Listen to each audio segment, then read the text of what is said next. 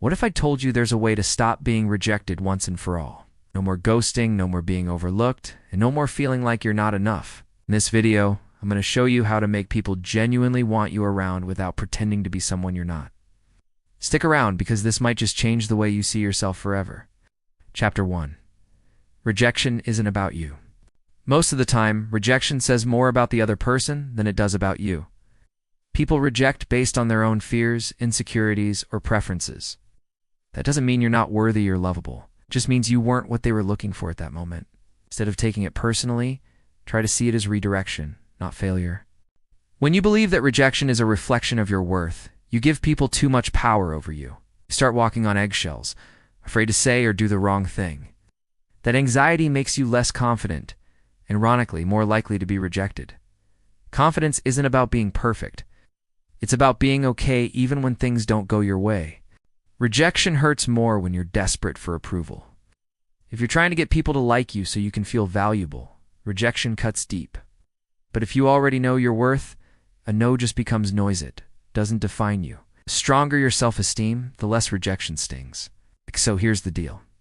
Don't base your identity on who accepts or rejects you. You're not on this planet to be everyone's cup of tea. You're here to live your truth, and the right people will vibe with that.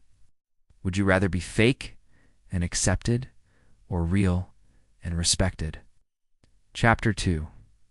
Stop chasing, start attracting. Chasing people is a fast track to rejection. The more you try to convince someone to like you, the more they'll pull away. It's human nature we value what feels secure, but not desperate. When you chase, you give off the vibe that you don't think you're enough.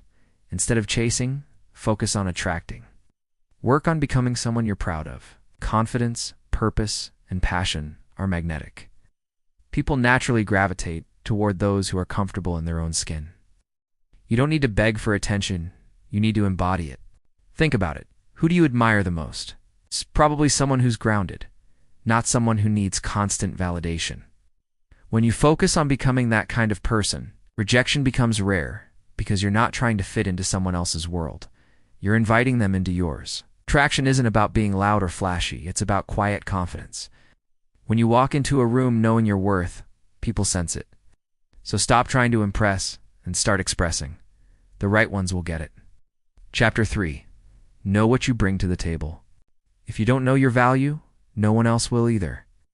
People can sense when you're unsure about yourself. That energy affects how they treat you. You walk around like you're not enough, you're more likely to be overlooked. Start by asking yourself, what makes me unique? Maybe it's your sense of humor, your loyalty, your drive. Maybe it's the way you listen or the passion you bring to what you do. Whatever it is, own it. Stop downplaying your strengths just to fit in. Being aware of your worth doesn't mean being arrogant. It means not settling for less than you deserve. It means knowing when someone's not treating you right and walking away without second-guessing yourself. That self-respect protects you from unnecessary rejection. Next time you feel like you're not good enough, flip the script. Say to yourself, wait a minute, do they even deserve me? Confidence is knowing you're a catch, even if someone doesn't see it. Their loss, not yours. Chapter 4. Set boundaries like a boss. One of the biggest reasons people get rejected is because they're too afraid to set boundaries. They think saying no will push people away. But the truth is, boundaries actually attract the right people and repel the wrong ones. When you have clear limits, you show self-respect, and people are drawn to that. Oh. No one likes someone who's a pushover. We do respect those who stand their ground. Boundaries aren't walls, they're filters that let the right energy in.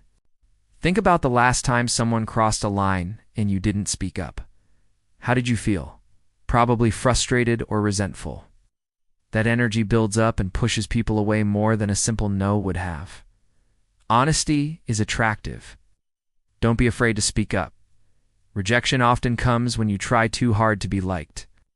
But when you respect yourself enough to say, this is what I need, you're not only protecting your peace, you're showing others how to treat you. And that's how you stop being rejected for the wrong reasons. Chapter 5. Stop people-pleasing. Trying to please everyone is exhausting and it usually backfires. The more you bend over backwards to be liked, the more you lose yourself, and people can feel that. There's nothing attractive about someone who's afraid to say what they really think. You don't have to agree with everyone to be liked. In fact, having your own opinions is what makes you interesting. When you're constantly nodding along and saying yes to things you hate, people stop seeing the real you. How can they like someone they don't even know? Rejection hurts more when you are never being yourself to begin with. Because deep down you know they weren't rejecting the real you, they were rejecting the mask you were wearing. That's why authenticity is key. Be you from the start. People pleasers get rejected not because they're not nice, but because they're forgettable. You don't leave a mark when you blend in. So speak up, take up space, and don't apologize for being different. That's how you attract the ones who truly get you. Chapter 6. Learn to read the room. Sometimes we set ourselves up for rejection by ignoring obvious signs. When someone pulls back, avoids eye contact, or gives short answers, they might not be into it tanned. That's okay. Can't force a connection where there's none. Learn to recognize when to engage and when to let go. Reading the room isn't about being paranoid. It's about being emotionally aware. Pay attention to body language, tone of voice, and energy. If you sense distance, don't chase step back. Giving space shows maturity, not weakness. The more you tune into others, the less you'll take rejection personally. You'll see it as part of the social dance, not a personal attack. And sometimes, walking away with grace is more powerful than trying to prove your worth. So here's a tip. Don't try to win everyone over. Tune into the vibe, respect the flow, and move accordingly. Trust that your people, those who really see, you won't need convincing. Chapter 7. Build emotional independence. One of the main reasons rejection hits so hard is because we rely too much on others for emotional validation. When someone doesn't like us, we feel crushed to us. If we've lost a piece of ourselves, but when you're emotionally independent, rejection doesn't break you. Emotional independence means knowing how to comfort yourself, motivate yourself, and feel good without needing constant reassurance. It's not about pushing people away, it's about not falling apart when they leave. That's real power.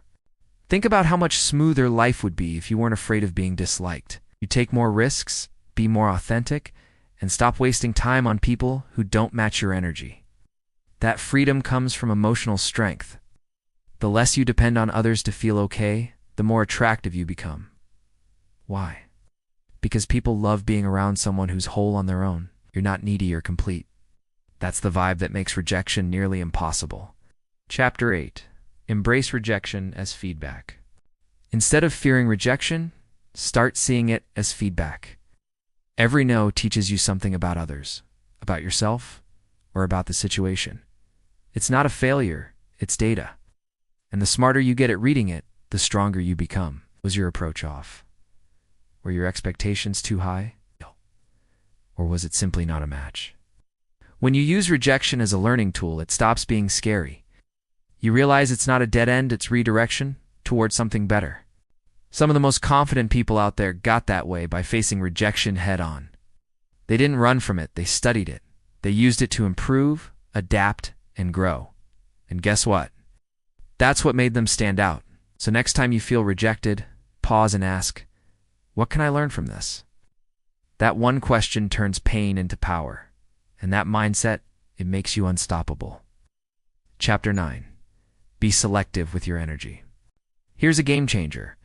Not everyone deserves access to you. It's the more selective you are with your energy, the less rejection you'll face, because you won't be throwing yourself at people who clearly aren't your tribe. When you know what kind of people light you up and what kind of people drain you stop wasting time. You stop chasing unavailable, toxic, or disinterested folks. You start investing in people who give back what you offer. Being selective isn't about being cold, it's about being intentional. When you protect your energy, you attract people who value it. And those people, they're way less likely to reject you because you're on the same wavelength. Ask yourself, who actually deserves my time, my kindness, my attention? When you answer that honestly, you'll realize rejection isn't your enemy. Overgiving is. Choose better, and you won't have to fear no anymore. Chapter 10. Be so real, you're irresistible. At the end of the day, the best way to avoid rejection is to stop fearing it. Be so real, so unapologetically yourself that you filter out the wrong people from the start.